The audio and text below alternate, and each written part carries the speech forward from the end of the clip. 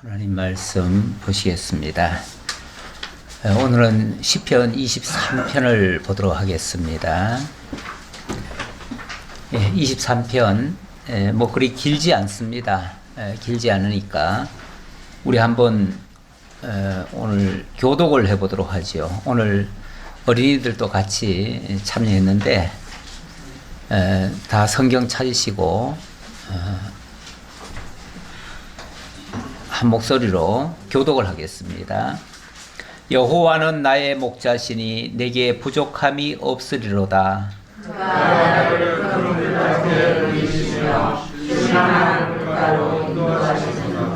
내 영혼을 소생시키시고 자기 이름을 위하여 의의 길로 인도하시는도다. 내가 사망의 음침한 골짜기로 다닐지라도 해를 두려워하지 않을 것은 주께서 나와 함께 하시리라. 주의 지팡이와 막대기가 나를 안위하시나이다. 주께서 내 원수의 목전에서 내게 상을 차려주시고 기름을 내 머리에 부으셨으니 내 잔이 넘치나이다. 내 평생의 선하심과 인자하심이 반드시 나를 따르리니 내가 여호와의 집에 영원히 살리로다.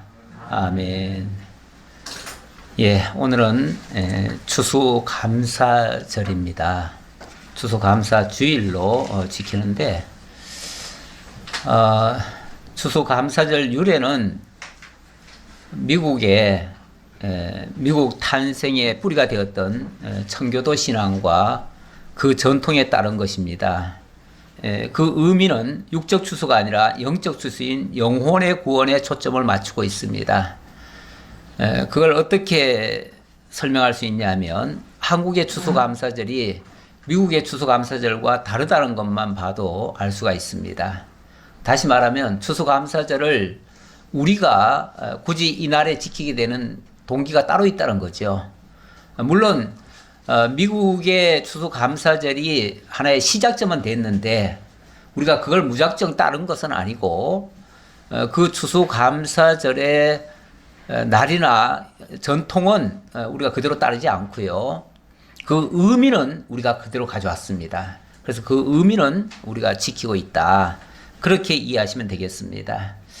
그러다 보니까 그 의미가 강조돼야 되는데 그 의미는 다른 거 아니고 우리 민족이 이 기독교 복음에 의해서 새롭게 되는 그러한 시점에 맞춘 겁니다. 그러니까 이 추수라고 하는 것이 육적인 추수에만 그치는 것이 아니고 영적인 추수, 거기에 더 초점이 맞춰져 있다. 오늘 아마 전국 교회에서는 예배당 앞에 많은 농산물들이 쌓여 있을 겁니다. 쌓여 있는데 사실 우리 교회는 그런 것들이 없습니다. 농산물들을 물론 갖다 놔도 뭐 상관이 없습니다. 상관없지만 우리가 의미를 거기다 초점을 맞추지 않고 하나님이 우리를 구원하신 데다가 초점을 맞추다 보니까 그래서 농산물에다가 비중을 너무 두면 안 될 것 같아서 그래서 굳이 그걸 안 하는 거지. 그거 한다고 해서 무슨 잘못은 아닙니다. 다만 우리의 생각이 그쪽으로 몰릴까봐. 그쪽으로 몰리면 안 되잖아요. 우리 육적 추수에 대한 감사가 우선은 아닌데 그건 2차적인 건데 그것에 초점을 맞추지 말고 하나님이 우리를 어떻게 구원해 주셨는가 그거를 생각해 보자는 것이죠. 그 말씀을 상고하기 위해서 오늘 본문 잡은 것은 시편 23편이 되겠습니다. 뭐 전체가 6절밖에 없어서 그렇게 길지는 않습니다. 오늘 주보를 보시면은 1, 2절과 3, 4절 그리고 5, 6절을 좀 구분을 해봤습니다. 1, 2절은 과거를 회상하면서 하나님 앞에 감사하는 내용이고요. 3, 4절은 그 당시 하나님께서 자기를 의의 길로 인도하시며 또 모든 어려움에서부터 안위해 주시는 그런 것에 대한 감사함이 있고요. 5, 6절은 미래에 하나님이 준비하신 그 일들, 그 아름다운 결말들, 그것이 선함과 인자하심으로 영원히 함께 하실 것을 소망하는 그러한 말씀으로 구성되어 있다. 이렇게 간략하게 정리를 하고 그리고 내용을 좀 보도록 하겠습니다. 우리 성경상에서 보면 가장 많은 시를 쓰고 하나님을 가장 높이 찬양한 사람이 누구인가? 단연코 저는 다윗이라고 생각합니다. 그리고 이스라엘 역대 중에서 가장 존경받는 왕, 가장 존경받는 지도자 중에 한 사람이 또 다윗이기도 합니다. 그런데 다윗이 그렇게까지 되어진 그 과정을 보면 다윗은 정말 어려서부터 많은 고생도 했고요. 정말 죽을 고비도 많이 겪었고요. 사실은 그의 삶의 여정에서 그렇게 성공적으로 멋진 모습을 보인 적은 그렇게 길지 않습니다. 길지 않고 오히려 그의 삶의 전반적으로는 엄청난 어려움과 고통 속에서 또 사람으로부터 멸시와 천대를 받고 심지어는 자기 가족들로부터도 자기 부모로부터도 인정을 받지 못했던 그런 사람이기도 합니다. 그런 사람이 이스라엘 나라의 건국의 아버지가 되는 셈이죠. 다윗이 어찌 보면 왕조로서 물론 고전에 사울 왕조가 있긴 했었지만 사울 왕조는 실패였으니까요. 온전한 통합 이스라엘 나라의 지도자가 됩니다. 지도자. 이렇게 지도자가 되는 사람이 사실은 엄청난 그 어려운 과정을 거쳐왔다. 이것이 오늘 사실 말씀드리고 싶은 내용입니다. 오늘 제가 특강을 한다고 하면서 들어가는 말 속에 필그림 파더스라고 하는 이런 단어를 하나 적어놨어요. 필그림이라는 말은 순례자라는 말이에요. 굉장히 어려운 여정을 걸어간 사람이기도 하고 그러면서 또 지도자가 됐어요. 파더스란 말은 아버지란 말이니까 아버지들이라는 얘기니까 그렇게 순례자의 길을 걸으면서 이스라엘의 지도자가 된 사람이에요. 지도자가 된 사람인데 이 단어가 주로 많이 쓰이는 데가 어디냐면은 미국의 개척자들, 오늘날의 미국이 있게 한 그 개척자들을 가리켜서 필그림 파더스라고 이렇게 표현을 합니다. 사실 우리가 아시다시피 미국이라고 하는 나라는 그렇게 역사가 길지 않습니다. 불과 400년 전에는 지구상에서 인정을 못 받았던 그런 장소입니다. 그건 나라가 아니었어요. 거기는 항무지였어요. 아무도 관심도 안 두었던 그런 곳이었어요. 그런 곳에 이 필그림 파더스라고 하는 이런 위치에 있는 그 순례자들이 정말 오만 고생 끝에 그곳에 도착해서 거기서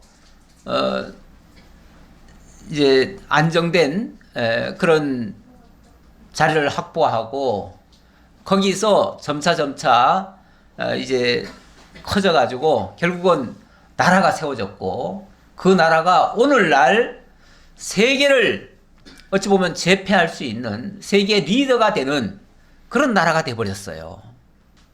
그것도 불과 400년 만에. 우리는 역사와 전통을 때때로 자랑합니다. 반만년 역사, 뭐 4천 몇 년의 역사, 이렇게 정말 엄청난 그 긴 역사가 있는 나라라고 그렇게 자랑을 합니다. 하지만 불과 100년 전까지만 해도요, 우리는 정말로 무지몽매한 나라에 속해 있었습니다. 세상은 어마어마하게 발전해 가는데 우리는 아무것도 모르고 살았습니다. 정말 동방의 한쪽 끝에서, 반도 한 끝에서 세상 사람들이 알지도 못하는 그런 위치에서 이 나라 저 나라에 치이면서 제대로 나라 하나도 간수하지 못하고 그렇게 살아왔던 우리 민족이었습니다. 그런데 우리에게 이 청교도 정신 같은 그런 사상과 신앙들이 들어오기 시작했죠. 들어오면서부터 우리나라가 개화가 됐고 많이 계몽이 되어서 지금은 우리가 세계 속에 우뚝 선 그런 나라로 발돋움을 했습니다. 어찌 보면 우리나라도 엄청나게 발전한 겁니다. 지금 뭐 세계 뭐 경제적으로는 10위권 아니고요. 군사적으로는 뭐 6위권 아니라고 그래요. 그 정도로 지금 어마어마한 정말 세계가 부러워할 만한 그런 나라로 발전이 됐습니다. 이게 저절로 됐다고 생각이 듭니까? 여기에 아무런 이유도 없는데 저절로 됐다고 그렇게 생각 드십니까? 아니면 어떤 몇몇 사람의 어떤 지도력에 의해서 그렇게 되어졌다고 생각합니까? 지금도 수많은 정치인들이 우리들 가까이서 우리가 볼 수가 있습니다. 볼 수가 있는데 그 정치인들의 하는 행태들을 보면 어떻게 이 나라가 이렇게 용케도 살아왔을까 싶을 정도로 정말 어지럽고 위험천만한 그런 행태들이 여전히 보이고 있습니다. 그런 나라에서 우리나라가 이렇게 스스로 아주 굳세게 이렇게 살아올 수가 있었을까? 저는 여기에 기독교 정신이 들어왔기 때문에 가능했다 이렇게 봅니다. 지금은 이 아시아에서는 어쩌면 우리나라가 가장 건전합니다. 뭐 정치 제도도 민주공화정으로 굉장히 잘 다듬어져 있었고요. 뭐 언론도 그렇고 모든 정치, 경제, 문화 모든 면에서 우리가 앞서가고 있습니다. 이렇게 앞서게 된 것도 우리나라가 그 어느 나라보다 먼저 잘 받아들인 것이, 물론 오래전은 아니지만 시간적으로는 짧지만은 우리가 기독교를 잘 받아들였습니다. 그리고 기독교 사상으로 무장이 됐습니다. 알게 모르게 우리의 삶 속에, 우리의 정신 속에 기독교가 들어와서 이마만큼 사람들을 깨워준 겁니다. 그렇게 해서 이제는 설령 예수를 안 믿더라도 그 믿는 사람의 정신을 가지고 믿는 사람들의 그 사상으로 지금 정치, 경제, 문화 모든 것들이 돌아가고 있습니다. 그래서 저는 한국이 이마만큼 발전하는데 기독교의 공헌만큼 다른 것은 없다 이렇게 봅니다. 그만큼 우리 하나님께서 한국도 이만큼 발전시켜 주셨는데 세계를 제패할 수 있도록 세계 리더가 될 수 있도록 이렇게 만들어준 그 필그림 파더스라고 하는 이 사람들의 그 공로 이거를 우리가 무시할 수가 없습니다. 우리가 그 사람들을 본받자는 게 아니라 그 사람들이 가지고 있던 그런 정신은 우리가 본받아야 되겠다라는 생각에서 오늘 말씀을 시작을 해봅니다. 왜냐하면 이런 모습들이 오늘 소개하고자 하는 이 다윗과 별반 다르지 않습니다. 다윗과 저는 유사하다고 봅니다. 어린 시절에 다윗을 보면은 부모로부터도 인정을 못 받았어요. 집안에서도 제일 막내고요. 다른 형제들은 다 잘나가지고 나름대로 다 출세를 하고 그랬는데 이 다윗만큼은요, 부모도 인정을 안 해가지고 저 밖에 가서 하는 일이라고는 들판에서 양 키우는 게 전부였어요. 세상적으로 말하면은 배운 것도 제대로 없어요. 그런데 이 사람이 우리 성경 역사에 가장 많은 정말 시를 쓰고 있어요. 하나님을 가장 높이 찬양하고 있어요. 하나님에 대해서 너무너무 정확히 알고 있어요. 어디서 나온 걸까요? 자기가 따로 배운 건 없을 텐데 어디서 나온 걸까요? 하나님과의 동행을 통해서 나온 겁니다. 그는 양을 키우는 동안에 늘 하나님을 의지했고 하나님과 동행하는 걸 깨달았고 하나님 믿고 모든 것을 가능하도록 그렇게 했던 사람입니다. 그래서 하나님과 함께하는 그는 두려움이 없었습니다. 그래서 무엇이든 하나님이 하게 하시는 일을 다 감당을 할 수 있었습니다. 그래서 결과적으로는 이스라엘의 건국의 아버지가 된 거예요. 이스라엘 건국의 아버지가 된 거예요. 그래서 오늘날 이제 미국의 필그림 파더스인 윌리엄 브래드포드의 기록을 중심으로 해가지고 오늘 내용을 조금 소개해 보려고 하는데요. 이 사람은 참 어려운 삶을 살아왔다고 그래요. 원래는 부잣집에서 태어나긴 했는데 태어나자마자 1년 만에 아버지가 돌아가셨습니다. 그리고 4살 때는 어머니가 재혼을 해서 할 수 없이 어머니와도 떨어지고 할아버지 손에서 자랐습니다. 그런데 2년 만에 할아버지가 또 돌아가셨네요. 그러다 보니까 어쩔 수 없이 또 의붓 아버지 밑에 들어갔습니다. 그런데 1년 만에 또 어머니가 또 돌아가셨네요. 그러니까 이제 겨우 7살인데 7살에 처녀 이제 고아가 돼버린 거예요. 이제는 길러줄 사람이 없어요. 그래서 삼촌의 집에 맡겨졌습니다. 근데 삼촌은 농장 일을 해서 농장에다가 일을 시키려고 7살짜리를 데려다가 일을 시키려고 했는데 너무 고생을 많이 해서 그런지 몸이 너무 쇠약해가지고 도대체 일을 할 수가 없는 거예요. 일을 할 수가 없으니까 할 수 없이 집안에 처박혀 있어야 되는데 집안에 처박혀 있는 동안에 이제 할 수 있는 거라고는 이제 독서하고 성경을 많이 읽었다고 그래요. 성경을 많이 읽었는데 그러다가 12살쯤 돼가지고 친구가 그를 데리고 교회를 갔는데 그 교회가 마침 개혁적인 교회입니다. 그 당시 영국은 천주교로부터 독립을 한 영국 성공회가 있었습니다. 그거는 왕이 결혼을 좀 이상하게 했어요. 이상하게 결혼을 하니까 천주교에서 그 왕위를 갖다가 박탈시켰거든요. 그랬더니 거기에 반항을 해가지고 우리는 천주교와 결별한다. 그러면서 영국 성공회를 만든 겁니다. 그 영국 성공회의 특징은 뭐냐면은 형식은 그대로 가톨릭을 그대로 가지고 옵니다. 그래서 영국 성공회는 지금도 신부라고 그러죠. 그래서 모든 것을 다 하는데 그 대신 결혼 문제에서만큼은 자유롭습니다. 이미 왕부터가 결혼에 대해서 이상하게 했으니까. 그래서 이제 성공회 신부는 결혼도 하지요. 그게 좀 다르고 나머지는 천주교하고 똑같습니다. 그런데 거기에 종교 개혁자들이 들어와 가지고 개혁적으로 하니까 성공회 입장에서 봤을 때는 저 종교 개혁자들은 천주교보다도 자기네들을 더 괴롭히는 자들이라고 생각을 했어요. 그러다 보니까 개혁주의자들을 있는 대로 다 잡아다가 그들을 핍박을 하고 내쫓고 잡아 가두고 이렇게 했어요. 그런데 하필이면은 이 소년이 갔던 교회가 이 개혁적인 교회인 거예요.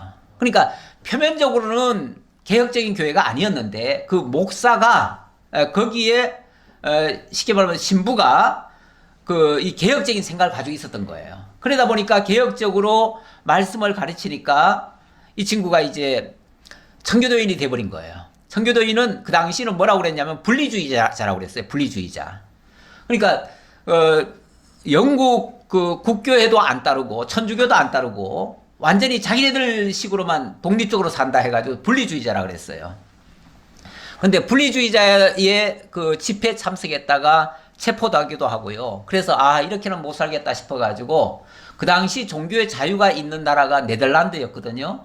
그래서 네덜란드로 도망을 가려고 사람들끼리 모여가지고 배를 이렇게 하나 구했는데 선장이 고발을 해버렸어요.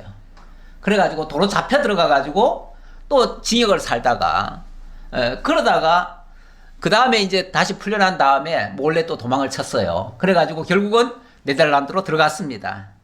그런데 뭐 솔직히 남의 나라에 가가지고 어떻게 제대로 살겠습니까? 완전히 밑바닥부터 다시 살아야죠.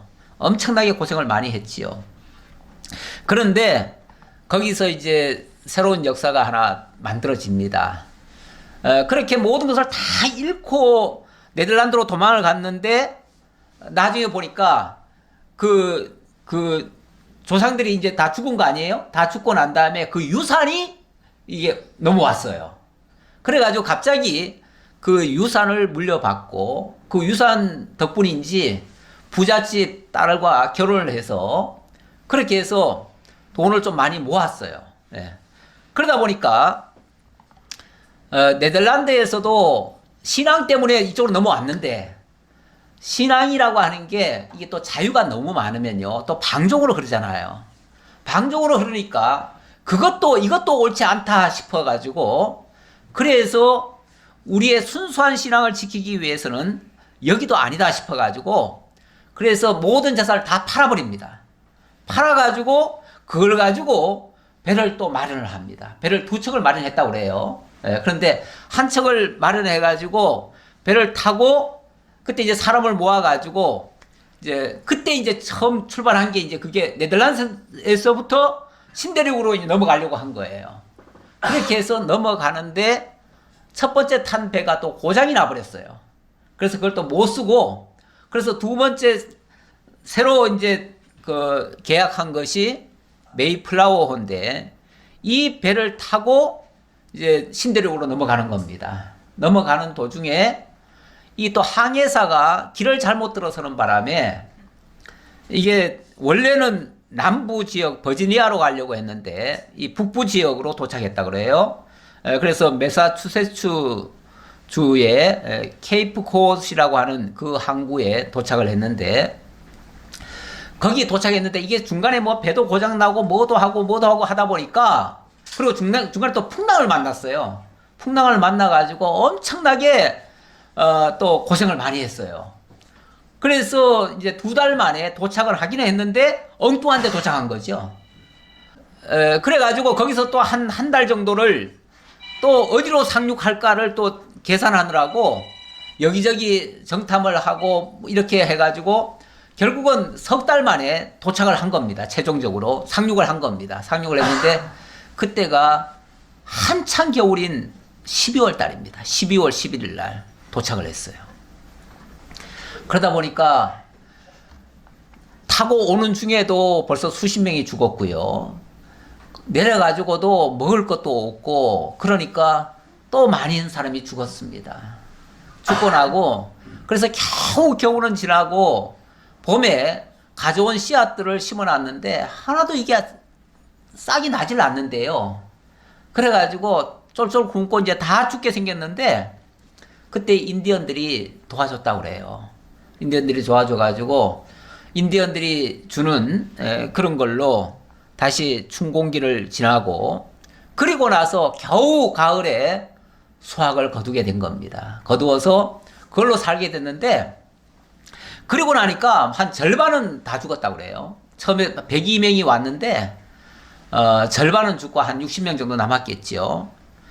그 사람들이 이제 제일 먼저 수확을 거두어서 먼저 하나님 앞에 예배를 드리고 그리고 인디언들을 초대해가지고 사냥해온 칠면조와 또 수확한 호박 가지고 잔치를 벌였다고 그래요.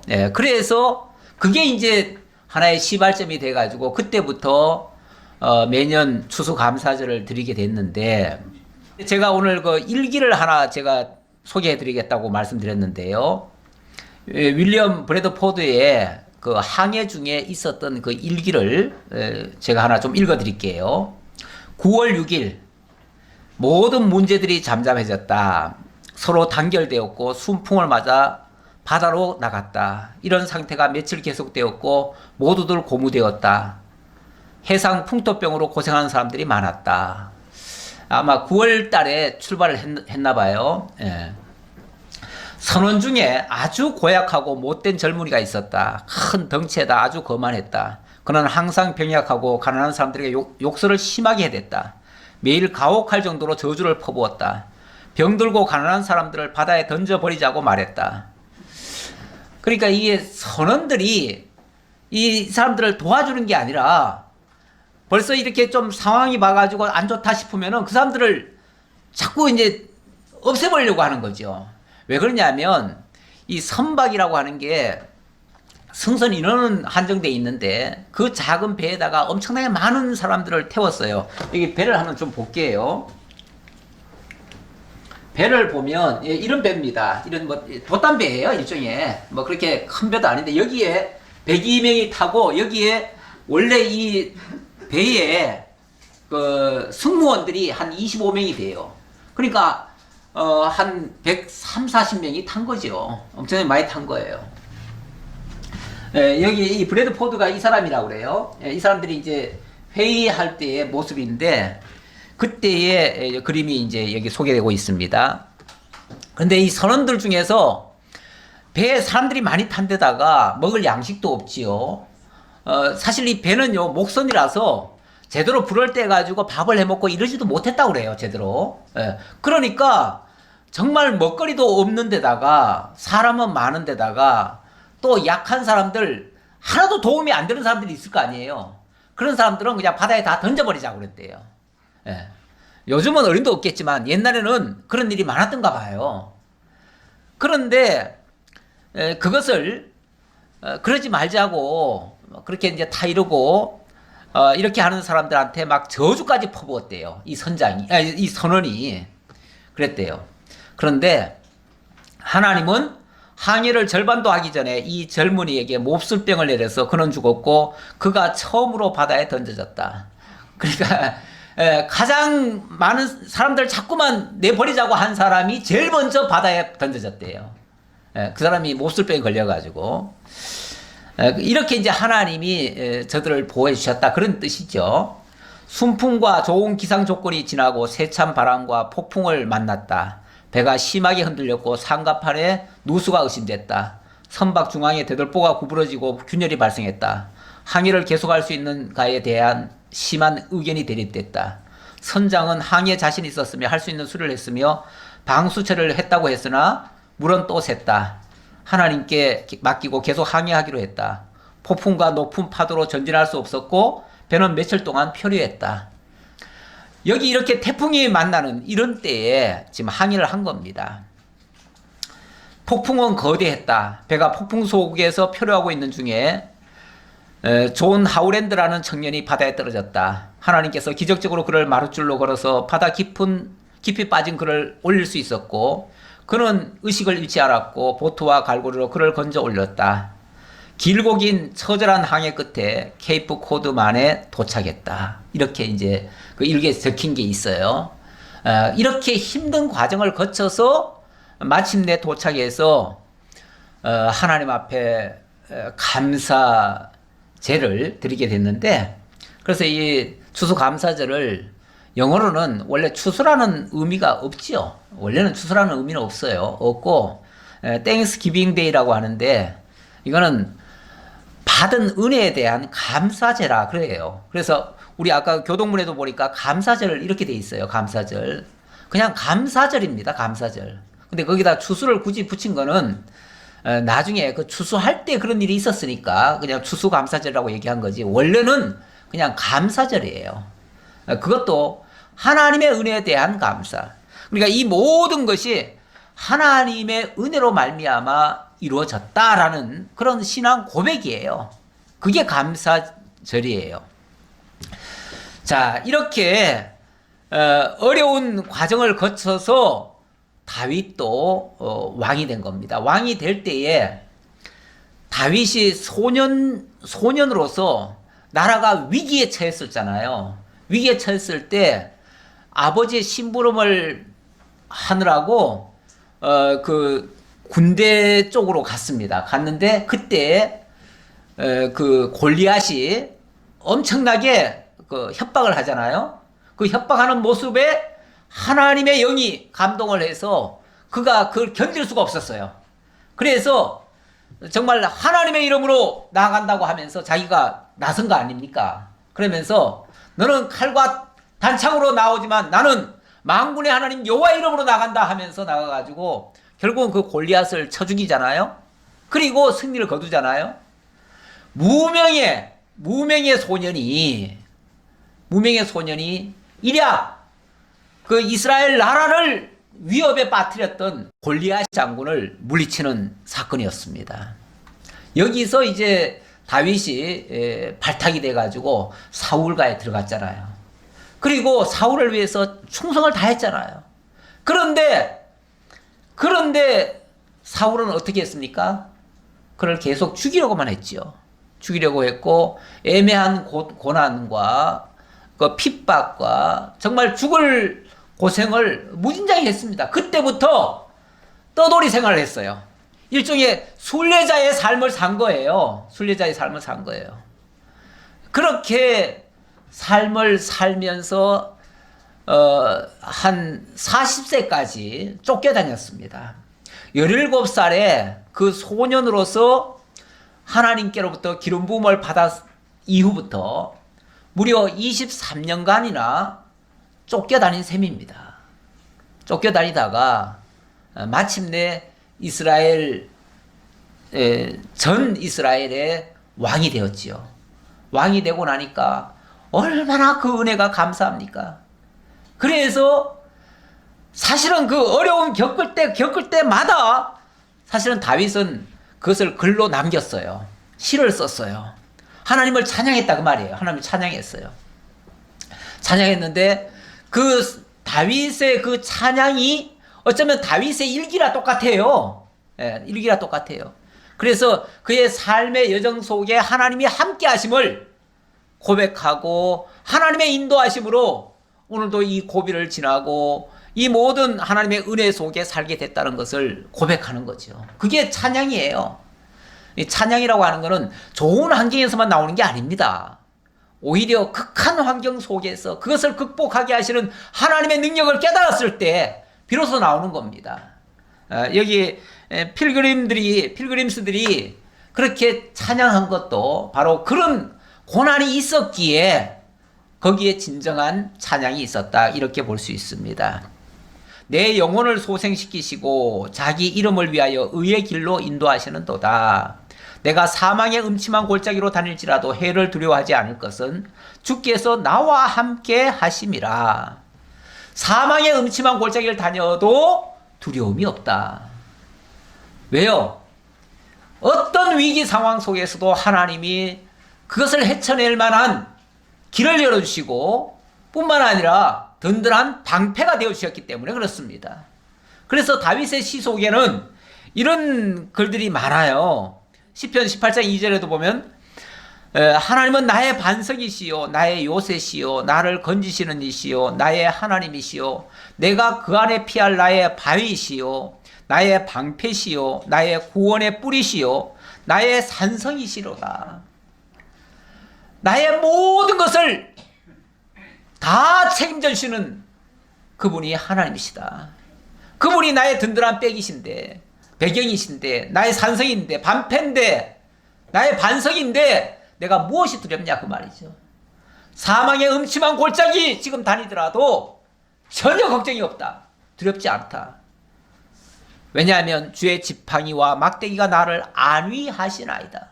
주의 지팡이와 막대기. 그러니까 위험이 닥쳤는데 곧 죽어요. 죽는데 주의 지팡이가 딱 앞에 나서니까 아무것도 손을 못 대더라는 거죠. 아무것도 손을 못 대고 안전하게, 그게 하나님의 안위, 하나님의 위로하심, 보호하심, 인도하심, 이런 거라는 거죠. 이렇게 자기 영혼을 소생시키시고 완전히 하나님의 사람으로 완전히 탈바꿈 되도록 이렇게 하셨는데, 이게 어디서 나온 것인가? 자기 이름을 위하여 의의 길로 인도하시는 도다. 이것이 하나님 당신의 의를 위하여, 당신의 이름을 위하여 자기를 의로 인도해 주신 것이다. 이렇게 고백을 하고 있습니다. 우리의 삶 속에도 여러 가지 위험 요소들이 나옵니다. 날마다 사실은 날마다 위험입니다. 오늘 하루 살아 있음도 정말 신기할 정도로 하나님의 은혜입니다. 그래서 다 기적이에요. 기적. 우리 살아있는 것도 기적이고요. 다 기적이에요. 이렇게 기적적인 삶을 하나님께서 우리에게 살게 하신 것 생각해보면 정말 하나님의 은혜가 아닌 것이 하나도 없습니다. 그런데 왜 이렇게 하시는가? 자기 이름을 위하여 그렇게 하신다. 우리 하나님은 우리를 만세전부터 당신의 의를 위하여 우리를 택하셨고 또 사랑하시기로 작정하셨고 그 뜻을 이루어 가셔서 당신이 하나님 여호와이심을 우리들에게 증거하고 경배와 찬양을 받으십니다. 이렇게 하시려고 하나님이 하시는 일이다 그 말이에요. 자, 이런 신앙을 현재 깨닫고 있는 사람은 미래에 대해서도 확신을 가집니다. 그 미래의 확신이 뭐냐면 하나님은 선하시고 인자하신 분이기 때문에 그 선함과 인자하심이 영원히 함께할 것이다 라고 하는 이런 소망을 갖게 되는 겁니다. 이 장면이 5절로 6절입니다. 주께서 내 원수의 목전에서 내게 상을 차려주시고 기름을 내 머리에 부으셨으니 내 잔이 넘치나이다. 제가 이걸 하나도 안 넘겼네요. 특별히 내용은 없습니다만은 그래도 순서에 맞춰서 말씀을 드려야 돼서요. 자, 주께서 내 원수의 목전에서 내게 상을 차려주시고, 이 상을 차려주시고, 이 상을 차려준다는 말은 이 밥상이에요, 밥상. 다시 말하면 하나님께서 원래 원수라고 하면 그 앞에 우리 숨도 못 쉬잖아요. 그런데 하나님께서 당당하게 그 앞에서 상을 차리신다는 거예요. 하나님이 우리 편 안에서만 인정을 받게 하는 게 아니라 원수 앞에서도 인정을 받게 합니다. 그러니까 아니 원수가 나를 죽이려 하는 원수가 오히려 상을 차려주도록 이렇게 한다면은 세상에 무엇이 겁나겠습니까? 원수가 겁납니까? 원수도 하나님이 경우에 따라서는 밥으로 주신 거예요. 밥으로. 그렇잖아요? 네. 이스라엘 백성들이 가나안 땅에 들어갈 때 그 여호수아와 갈렙이 그렇게 말합니다. 가나안 땅이 너무너무 강대한 사람들이 살고 있어요. 거기는 원래 그 젖과 꿀이 흐르는 땅이라고 그랬잖아요. 물론 그것도 하나님이 그렇게 해주셨을 때만 그런 거예요. 그런데 어쨌든 젖과 꿀이 흐르는 땅이라고 했고 거기는 정말 거대한 네피림들이 살고 있었어요. 그 말은 그만큼 살기도 좋았고 풍성했다는 얘기예요. 얼마나 컸는지 포도를 한 송이를 따왔는데 그거를 혼자 못 들고 둘이 어깨에 매야 될 정도로 그렇게 풍성한 포도를 따가지고 왔어요. 그러니까 10명의 정탐꾼들이 다 두려워가지고 벌벌 떨면서 우리는 못 갑니다. 우리는 메뚜기 떼라. 저들 앞에 가면은 우리는 다 죽습니다. 그랬는데 여호수아와 갈렙이 뭐라 그럽니까? 그들은 우리의 밥이라. 하나님께서 우리에게 밥으로 만들어 놓은 거다. 그러니까 우리가 가서 삼키면 된다. 밥은 먹으면 되잖아요. 그렇죠? 맛있게 차려놨으면 가서 먹으면 되잖아요. 하나님이 우리 앞에 차려놓은 밥상이다 그 말이에요. 거기가 그 좋은 게 무서운 것들이 아니고 하나님이 우리에게 차려준 밥상이다. 우리 다윗 앞에 사울, 다윗 앞에 모든 대적들 다 밥상입니다. 밥상이에요. 기름을 내 머리에 부으셨으니 내 잔이 넘치나이다. 은혜로 넘친다 그 말이에요. 하나님의 은혜로 넘친다 그 말이에요. 그러면서 내 평생의 선하심과 인자하심이 반드시 나를 따르리니 내가 여호와의 집에 영원히 살리로다. 이 땅에서 영원히 산다는 얘기는 아니잖아요.